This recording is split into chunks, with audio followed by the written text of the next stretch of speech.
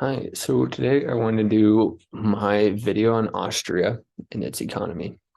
So here's the Austrian flag, just a cool little thing. Little side note, this flag was invented in the 1100s in the 12th century. Kind of wild, really, really old flag, one of the oldest that's still recognized today. So talk about economic freedom. So Austria ranks 22nd in being the world's freest economies. It's number 22 in the list.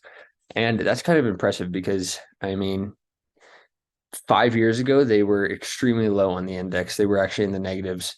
And they rank 15th in Europe because Europe has a very free economy. The whole thing that they have set up is just really good. And so why it's such a free economy is because they're very good at making sure that their citizens have rights, which is obviously pretty good, but they want their citizens to prosper as much as possible. And so there's a lot of property rights, there's a lot of judicial effectiveness, but the flip side to that is that there is a lot of government spending and they're taxed pretty heavily. And so about Austria's culture is that they're pretty hardworking people. They're very relaxed and they take a lot of pride in what their country looks like. They're really prideful of how beautiful their country is. It just makes sense. And their GDP per capita is 51,000, almost 52,000. That's pretty good. I think the United States is somewhere around 72,000. I mean, 770, yeah, 72,000, somewhere around there, somewhere in that range. And they're very industrialized and social welfare mix. And so they all have really good access to education, healthcare, all those resources, public transportation, that kind of stuff. It's really readily available. And I've actually been there before, and it was really neat to see how easy it was to get around and be able to have access to things that, I mean, the US doesn't have access to. I mean, public transportation in the United States isn't pretty good, but public transportation in Austria is really well. And so usually the economy is really stable.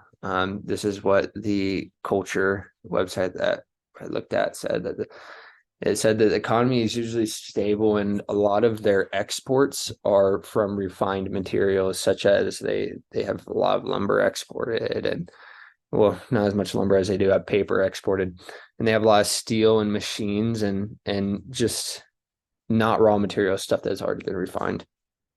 And so it's pretty cool because they speak a German like language and they get pretty upset if you mix them up with Germans. They don't have a liking for that.